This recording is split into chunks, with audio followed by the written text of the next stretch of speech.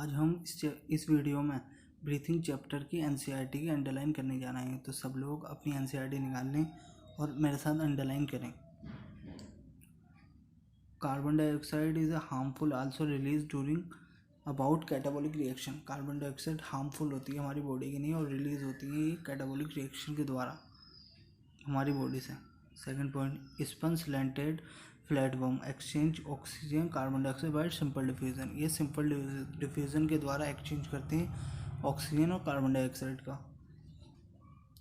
जबकि earthworm most of the cuticle and insect जो करते हैं वो ट्रेकिया के द्वारा करते हैं। गिल्स जो करते हैं वो एक्वेटिक आर्थ्रोपोड्स एंड मोलस्क करते हैं। जबकि लंग्स के द्वारा जो रिस्पिरेशन होता है, जो ब्रीथिंग होती है, वो होती है रेप्टाइल, बर्ड्स, मैमल्स के अंदर। एम्फीबियन लाइक फ्रॉग रिस्पायरेट करता है most of the skin, buccal cavity के द्वारा। मैमल्स के अंदर वेल डेवलप्ड रिस्पायरेटरी सिस्टम होता है। नेक्स्ट, लेरिंग्स कार्टिलेजिनस बॉक्स है जो साउंड प्रोड्यूस करता है। इसके ऊपर कवरिंग होती है एपिग्लोटिस की। आप देख सकते हैं यहाँ लिखा है एपिग्लोटिस की कवरिंग होती है।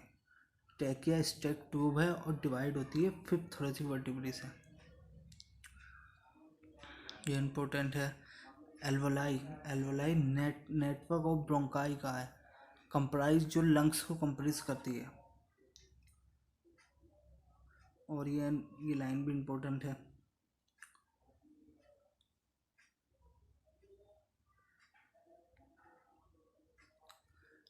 टू लंग्स कवर होते हैं डबल लेयर प्लूरा मेम्ब्रेन से। प्लूरा मेम्ब्रेन के अंदर प्लूरल फ्लूइड होता है जो फ्रिक्शन से बचाता है। और ये थोरेक्सिक कैविटी से लाइन होती है, कॉन्टैक्ट में होती है।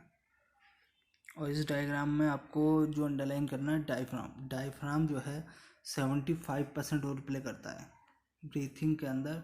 75% रोल प्ले करता है डायफ्राम। ये आपको अंडरलाइन कर लेना है इसमें। और बाकी इसके अंदर अंडरलाइंस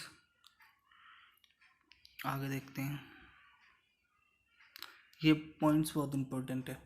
इंस्पायरेशन में आप देख सकते हैं, इंस्पायरेशन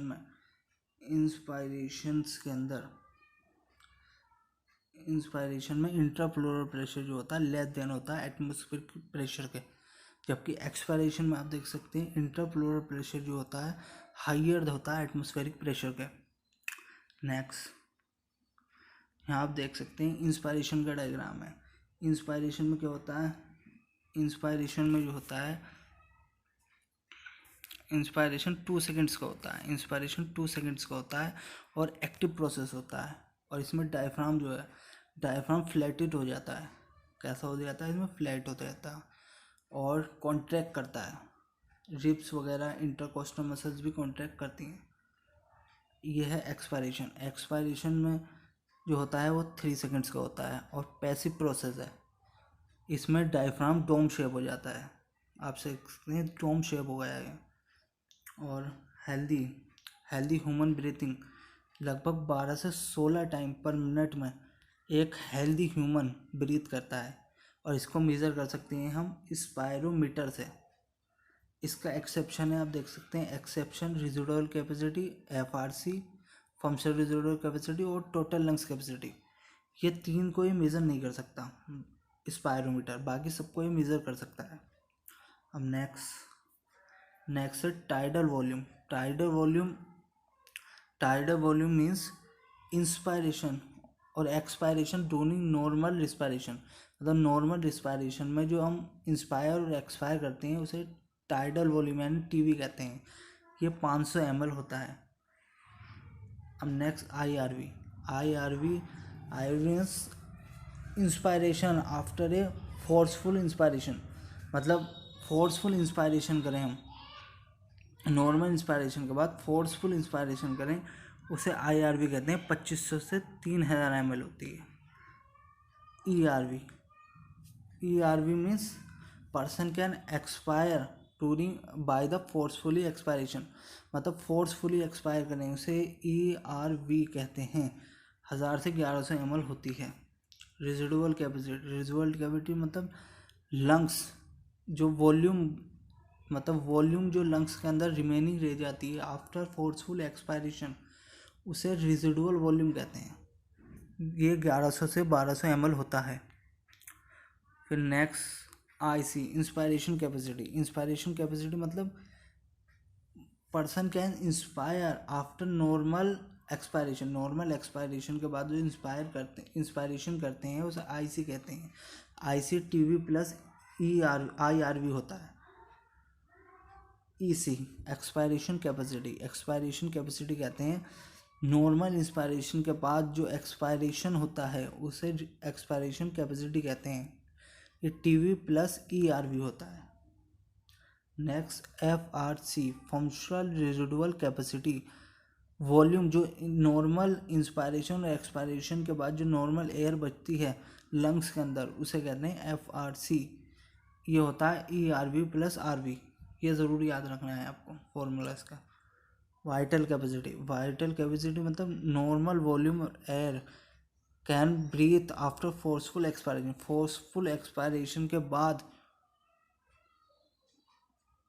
जो एक्सपायरेशन के बाद फोर्सफुल एक्सपायरेशन के बाद जो मैक्सिमम वॉल्यूम बचती है, maximum volume of air in person can breathe, उसे बोलते हैं वाइटल कैपेसिटी। ये होता है ERV plus TV plus IRV.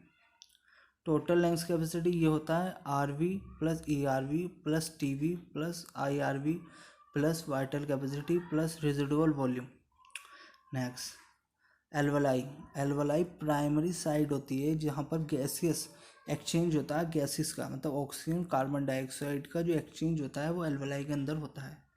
अब नेक्स्ट ये टेबल बहुत इंपॉर्टेंट है, इसमें पार्शियल प्रेशर आपको याद रखने हैं। एटमॉस्फेरिक एयर में ऑक्सीजन 159 होती है, कार्बन डाइऑक्साइड 0.3% होती है। एल्वलाई के अंदर ऑक्सीजन 104 होती है, कार्बन डाइऑक्साइड 40 होती है। डीऑक्सीजनेटेड ब्लड में ऑक्सीजन 40 होती है, कार्बन डाइऑक्साइड 45 होती है। ऑक्सीजनेटेड ब्लड में ऑक्सीजन 95 होती है, कार्बन डाइऑक्साइड 40 होती है। और टिश्यू के अंदर ऑक्सीजन 40% होती है, कार्बन डाइऑक्साइड 45%। नेक्स्ट आपको ये याद रखना है, इसमें पल्मोनरी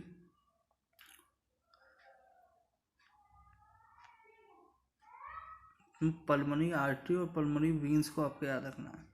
पल्मोनरी आर्टरीज जो होती हैं उसमें डीऑक्सीजनेटेड ब्लड होता है, जबकि पल्मोनरी वीन्स के अंदर ऑक्सीजनेटेड ब्लड होता है। बाकी नीचे इसके सोल्यूबिलिटी, ये आपको अंडरलाइन करना, solubility of carbon dioxide 20 to 25% higher than oxygen होती है। मतलब सोल्यूबिलिटी जो होती है कार्बन डाइऑक्साइड की वो 20 से 25% ज़्यादा होती है ऑक्सीजन के मुकाबले। नेक्स्ट ये इसका डायग्राम है एल्वलाई का। तो डिफ्यूजन मेम्ब्रेन एल्वलाई जो होती है 3 मेजर लेयर से बनी होती है। Squamous epithelium of alveoli, endothelium of alveolar capillary and basement membrane. इनकी जो थिकनेस होती है लेस देन मिलीमीटर होती है। और एक इम्पोर्टेंट पॉइंट जो एनसीईआरटी में नहीं दिया, एल्वुलर कैविटी के अंदर जो गैसियस एक्सचेंज होता है ना वो सिंपल डिफ्यूजन के द्वारा होता है। किसके द्वारा होता है? सिंपल डिफ्यूजन के द्वारा होता है, ये आपको याद रखना है। बाकी transport of gases 97% oxygen RBCs के अंदर चली जाती है, ट्रांसपोर्ट हो जाती है। 3% ऑक्सीजन डिसॉल्व स्टेट में प्लाज्मा में चली जाती है। 20-25% कार्बन डाइऑक्साइड जो होती है वो आरबीसीज के अंदर जाती है। 70% कैरी करती है एज ए बाइकार्बोनेट के फॉर्म में, और 7% कार्बन डाइऑक्साइड कैरी होती है in the dissolve state through plasma के थ्रू। हीमोग्लोबिन रेड कलर का आयरन कंटेंट पिगमेंट होता है जो आरबीसीज के अंदर होता है। हर ऑक्सीजन का मॉलिक्यूल, जो ऑक्सीजन मॉलिक्यूल है वो हीमोग्लोबिन से बाइंड होता है रिवर्सिबल मैनर में और फॉर्म करता है ऑक्सी हीमोग्लोबिन। हर हीमोग्लोबिन का मॉलिक्यूल कैरी करता है मैक्सिमम 4 मॉलिक्यूल ऑफ ऑक्सीजन। ये आपको याद रखना। कर्व जो है जो कर्व है ये सिग्मोइड कर्व बनता है। कैसे कर्व बनता है? सिग्मोइड कर्व, ये याद रखना है, सिग्मोइड कर्व। और इसके नीचे ये बहुत इंपॉर्टेंट लाइन है कि high oxygen low carbon dioxide और हाइड्रोजन आयन लेसर हो तो और लेसर टेम्परेचर पर बनेगा ऑक्सी हीमोग्लोबिन, जबकि low oxygen high carbon dioxide high hydrogen ion पे और हाई टेम्परेचर पर बनेगा कार्बोक्सी हीमोग्लोबिन। ठीक है।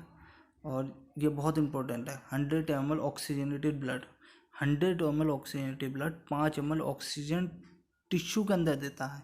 ये याद रखना, टिश्यू के अंदर देता है, एल्वलाई में नहीं, टिश्यू के अंदर देता है, ये याद रखना है। Carbon dioxide next, carbon dioxide carry haemoglobin as a carbon haemoglobin about 20 to 25%, ये भी याद रखना है।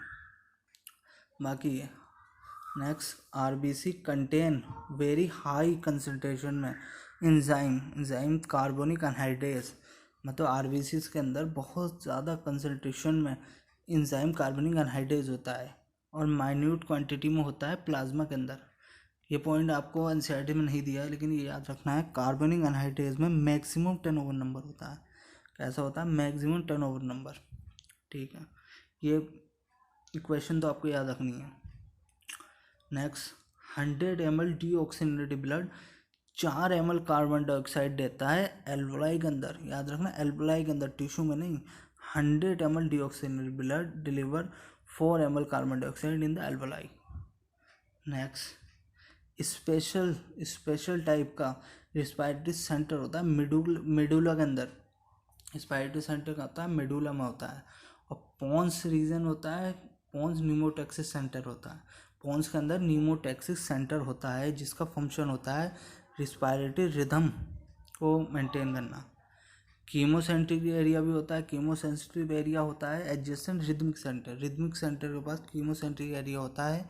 और ये याद रखना, हाईली सेंसिटिव है कार्बन डाइऑक्साइड और हाइड्रोजन आयन के, ठीक है। ये बहुत इंपॉर्टेंट लाइन है, ये सेंसिटिव है carbon dioxide and hydrogen ion के। सेकंड, जो रोल है ऑक्सीजन का, रोल जो है ऑक्सीजन का रिस्पायरेटरी सिस्टम में, वो इनसिग्निफिकेंट है। मतलब इनसिग्निफिकेंट मतलब कोई ख़ास रोल नहीं है मैक्सिमम से। और सिग्निफिकेंट रोल किसका है? ऑक्सीजन जो है वो इनसिग्निफिकेंट रोल देती है, जबकि कार्बन डाइऑक्साइड जो होती है वो सिग्निफिकेंट रोल है, यानी ज़्यादातर खास रोल किसका है? कार्बन डाइऑक्साइड का। बाकी डिसऑर्डर है ये रिस्पायरेटरी सिस्टम की, आपको याद रखना। अस्थमा में डिफ़िकल्ट ब्रीथिंग होती है, स्नीजिंग होती है, किसकी वजह से? इन्फ्लेमेंटेशन होती है ब्रोंकाई एंड ब्रोंक्यूल। एम्फाइसेमा में याद रखना, एल्वोलाई वाल डैमेज हो जाती है ड्यू टू सिग्नल स्मोकिंग। बाकी ऑक्यूपायटरी रिस्पायरेटरी डिसऑर्डर, इसमें डस्ट पार्टिकल लंग्स के अंदर इफेक्टेड कर जाते हैं, लंग्स के अंदर जाके इन्फेक्शन करते हैं, जैसे फाइब्रोसिस वगैरह होती हैं। ये ज़्यादातर जो होता है वर्कर्स में होता है, स्टोन ग्राइंडिंग वर्कर्स जो होते हैं ना इंडस्ट्रीज़ के अंदर, उनमें होता है। तो बस यही था हमारा फुल चैप्टर, समरी में कुछ खास है नहीं, तो ठीक है, थैंक यू।